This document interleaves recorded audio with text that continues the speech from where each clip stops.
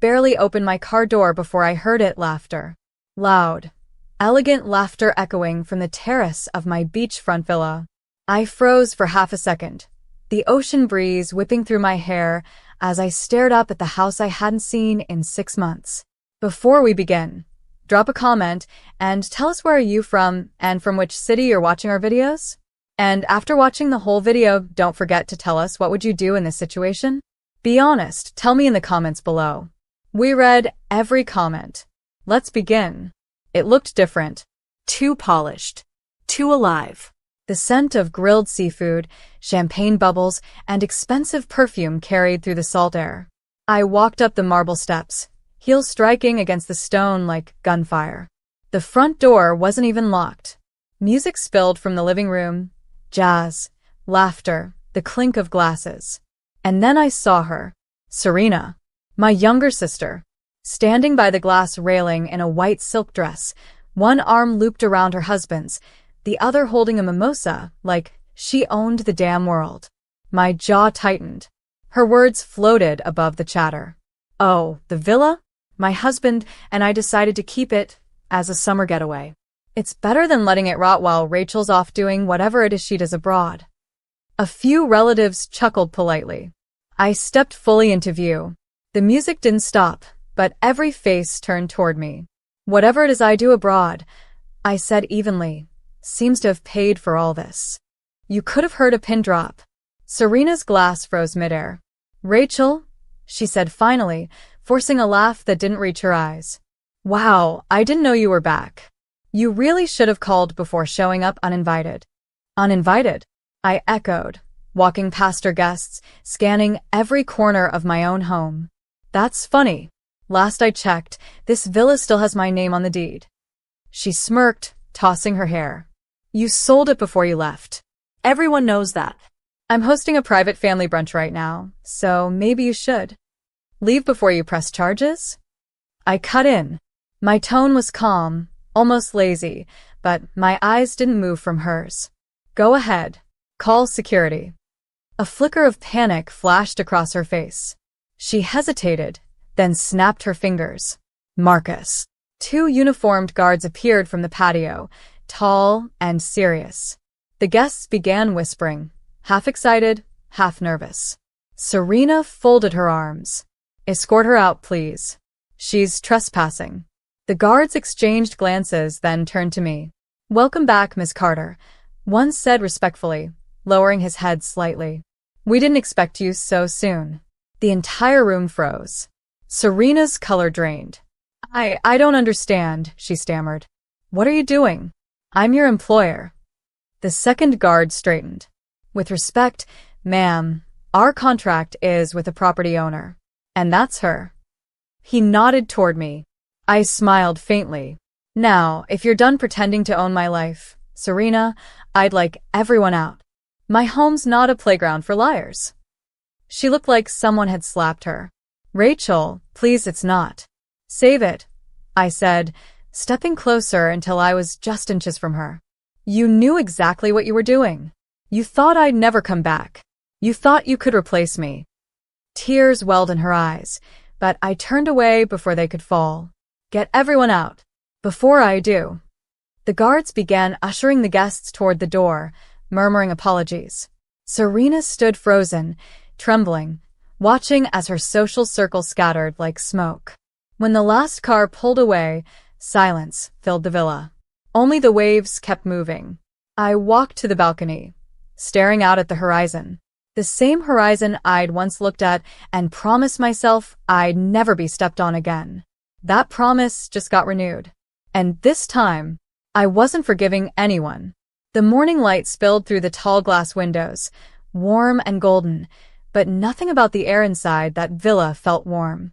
The scent of last night's party still lingered, champagne, perfume, betrayal. My sister's laughter had soaked into the walls, and even the sea breeze couldn't wash it away. I stood in the center of the living room, arms folded, scanning the mess she'd made of my life. My furniture replaced. My books gone. Even the family portraits on the mantel were different. Serena had replaced every single one with her own smiling face, her husband Blake beside her, pretending they owned everything. The anger in my chest wasn't explosive, it was quiet, sharp, surgical. I didn't want to scream. I wanted justice. My phone buzzed. A message from Serena. I'm sorry for the misunderstanding. Let's talk tomorrow. Please don't do anything rash. A misunderstanding. That was the word she chose. I typed back. Come tomorrow. Bring mom and dad. Then I tossed my phone aside and walked upstairs to my private office, or what used to be my office. When I opened the door, my breath caught. Boxes. Dust. A half-broken chair. My awards and certificates were shoved into a corner like trash. The framed photo of me standing on the stage at Stanford, shattered glass. The air was thick with the smell of neglect and disrespect. I picked up a photo of Serena and me from years ago, both smiling, both young. She'd written on the back, "To my big sister, who makes me proud." I stared at it for a long time. Then slowly I slid it into the trash. The next morning, I heard the crunch of tires outside. A black SUV rolled up. My parents stepped out first, Dad in his usual gray suit, Mom clutching her pearls like she was walking into a courtroom. Then came Serena, oversized sunglasses hiding swollen eyes. She hesitated at the gate before walking up. The guards didn't move. They knew who was in charge now. When she stepped inside, her eyes flicked around like she was seeing the place for the first time. "You've redecorated," she said weakly. "No," I replied. "I just put things back where they belong." Mom tried to soften the air. "Rachel, sweetheart, let's not turn this into a fight. Serena just got overwhelmed handling things here." Overwhelmed. I cut her off, my voice low. She threw parties in my home, claimed it as hers, erased me from every wall. "And you call that overwhelmed?" Serena's lip trembled. "I didn't mean to erase you. I thought you weren't coming back. You didn't answer any calls or messages. You were waiting for me to disappear," I said flatly. "And when I didn't, you panicked." Her voice cracked. "You have everything, Rachel. The degrees, the career, the recognition. You've always had it all. I just wanted one thing that was mine." "Then you should have earned it," I said. "Not stolen it." The room went quiet. The waves outside sounded like distant thunder. Dad cleared his throat. "Rachel, maybe we can resolve this quietly." "No," I said. "You want quiet? You should have stopped her when she threw me out of my own house. You should have told her this wasn't right. But you didn't. You stood by while she dragged my name through the mud." Mom's eyes filled with tears. "She's your sister. And I'm your daughter," I shot back. "But that only seems to matter when it's convenient for you." Serena's mask finally cracked. "Please, Rachel. I've lost everything. Blake's company is in trouble, the investors pulled out, and I needed this place to host them. I didn't know what else to do." I stepped closer. "You turned my home into your showroom to impress people who never cared about you. You used my success as a costume. And now you're crying because the truth showed up uninvited." She shook her head, whispering, "I'm sorry." But I wasn't done.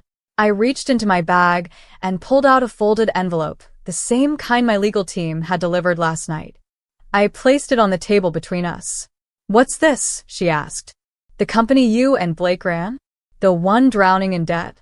"I bought it," I said, voice steady, "under a new holding firm. As of this morning, your board has already approved the transfer." Her hands shook as she opened it. Her face went pale. "Rachel, you didn't." "Oh, I did." She staggered back. "Why?" "Because I wanted you to understand," I said quietly. "You tried to take my house, my name, my peace. Now you'll know what it feels like to lose everything you built on lies." Tears spilled down her cheeks. You can't destroy me like this."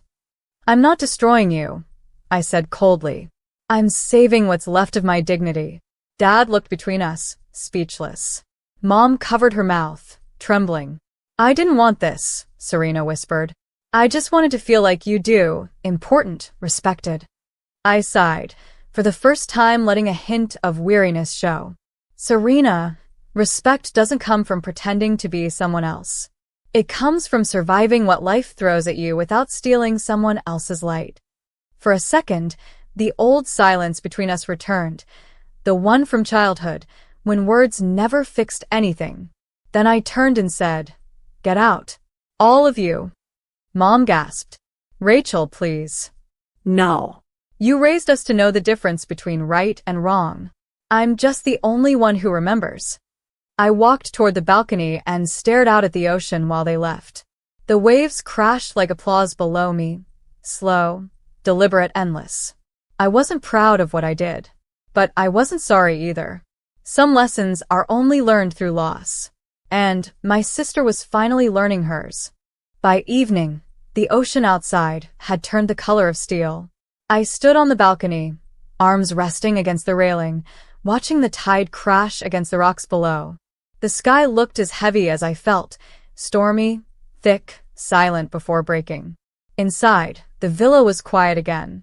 No laughter, no music, just me and the sound of truth settling in. Serena's face kept flashing through my mind, the disbelief, the guilt, the fear. It should have satisfied me. It didn't. Revenge never fills the space it burns through. But maybe this wasn't about revenge anymore. Maybe it was about reclaiming what I'd let her take for far too long. My peace, my pride, my name. The knock at the door snapped me out of my thoughts. When I opened it, Blake stood there, Serena's husband. He looked nervous, his tie loose, his face drawn. "Rachel," he said quietly, "we need to talk. Make it quick." He hesitated. I didn't know she'd taken over this place. I thought she'd bought it. She told me everything was legal. I laughed sharply. "You married her, Blake. You should know by now she lies as easily as she breathes." He didn't argue. "She's not doing well. She hasn't stopped crying since this morning. I'm not defending her, but she's breaking." "You've made your point." "Have I?" I asked, folding my arms. "Because I don't think she understands the difference between an apology and a performance yet." He exhaled. "Rachel, please. You've always been the strong one. She's built her whole life around competing with you. When you left, she thought maybe for once she could shine. And when you came back, her illusion shattered. I finished for him. And now she has to face what she's done." He nodded. "You're right. But if you want to prove you're better than her, don't crush her completely." For a moment I said nothing. The waves below thundered louder. Then I stepped aside. "Tell her to come tomorrow morning. Alone." He looked surprised. "You'll see her?" I nodded once. But not to comfort her. The next morning came sharp and quiet.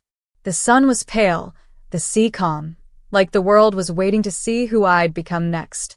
Serena arrived early, wearing a simple beige dress this time. No jewelry, no makeup that could hide what a sleepless night had done to her. Her eyes were swollen, her hands trembling as she clutched a folder. "I didn't come to beg," she said softly. "I came to explain." I motioned for her to sit. She didn't. She opened the folder, revealing old documents, the ones from when I first bought the villa years ago. "When you left, I found these," she said. "I saw the amount you paid, the name you used, the company tied to it, and for a moment I thought if I just told people it was mine, maybe they'd finally respect me like they respect you."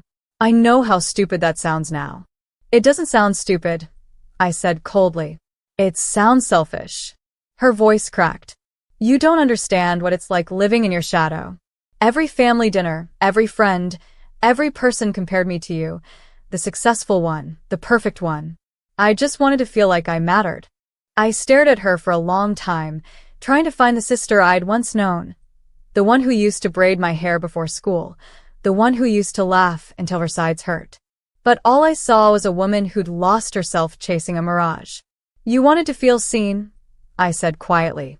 "And instead, you made sure no one saw me." Tears spilled down her cheeks. "I deserve everything that's happening to me." "I know that now." "But please, Rachel, don't destroy Blake's company completely. There are people working there, families who'll lose their jobs. They're innocent." That stopped me. Her voice wasn't fake this time. It was raw, stripped, human. I turned away, staring out the window. "And what about me? Was I innocent when you turned my home into your showpiece? She took a shaky breath. No. And that's why I'm here. I'll sign whatever you want. I'll give up everything. Just don't hurt them. There it was, not the old Serena, not yet, but a flicker of something real. A beginning. I turned back, meeting her eyes. You want redemption? She nodded weakly. Then you'll earn it. I'm transferring partial ownership of the company to a charity foundation, one that will employ displaced workers. You'll oversee it. No salary. No luxury. Just work. She blinked, shocked. You're giving me a chance? No, I said softly. I'm giving you responsibility. Maybe this time, you'll learn what real worth feels like. She covered her mouth, sobbing silently. Thank you, she whispered. I'll make it right. I don't want words, Serena, I said, stepping closer. I want proof. When she left that morning, the house felt lighter, not because everything was fixed, but because I'd finally stopped carrying her guilt with mine. I walked through the halls again. My portraits were back on the walls. My books, my art, my memories, all in their rightful place. But one picture remained untouched, the photo of us as kids, hidden behind the bookshelf. For the first time in years, I didn't feel anger when I looked at it. Just acceptance. Some people break to learn. Others break to rebuild. And Serena, she'd finally started to rebuild. As the waves crashed below and sunlight danced on the glass, I whispered under my breath, the past doesn't own me anymore. Then I smiled faintly, because for the first time in a long time, I truly believed it. 2 months passed. The waves still sang against the rocks, but the air around my villa felt different. Calm, steady, mine again. I'd spent weeks restoring everything Serena had touched. The walls repainted, my office rebuilt, the energy reset. But something inside me had changed too. I no longer walked through this place as someone guarding her territory. I walked through it like someone finally free of the ghosts that used to live here. I didn't hear from Serena for weeks after that morning. Not a text, not a call. Until one day, an email landed in my inbox with a subject line, Progress Report, Foundation. I almost didn't open it, but curiosity won. Inside were pictures, rows of workers in hard hats smiling at a construction site, a newly opened daycare center for their kids, and Serena standing in the background, hair tied back, clipboard in hand. She didn't look like the woman who used to chase approval in diamond necklaces and champagne smiles. She looked human, grounded. Her message was short. You were right. I needed to learn the hard way. Thank you for not destroying me when you could have. I stared at that line for a long time. My chest felt heavy, not with pride, but with something quieter. Peace, maybe. Later that evening, as the sun dipped low over the horizon, I walked down to the beach barefoot. The sand was cold under my feet, the water brushing softly against my ankles. Behind me, I heard footsteps crunching in the sand. When I turned, Serena stood a few feet away. She looked thinner, paler, but her eyes were steady. Blake and I separated, she said quietly. He couldn't handle the scandal. I don't blame him. I nodded slowly. You okay? A faint smile. For the first time in a long time, yes. The wind caught her hair as she looked out at the ocean. I didn't come here to ask for anything. I just wanted to say thank you for giving me a chance when you had every reason not to. I studied her face. No makeup, no mask, no arrogance. Just the little sister I once knew. Serena, I said softly, forgiveness isn't about forgetting what happened. It's about refusing to let it own you. Her eyes shimmered. You really forgive me? I already did, I said.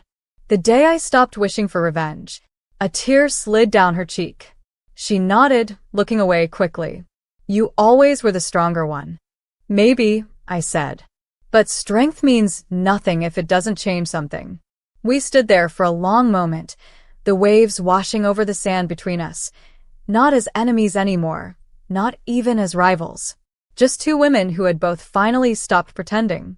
After she left, I stayed a while longer, letting the sea wind wrap around me. I thought about everything. The betrayal, the pain, the justice, and the long road between all of it. People think revenge feels like power.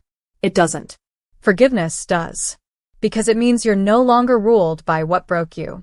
As I walked back toward the villa, the lights flickered on one by one, warm and golden. The guards nodded as I passed, the staff smiled, and for the first time in months, I smiled back. This place wasn't just my home again. It was proof that sometimes the best revenge isn't rage. It's rising higher than the people who tried to bury you. And under that fading sunset, I whispered to myself, not as a warning this time, but as a promise. I'm done fighting for what's already mine. The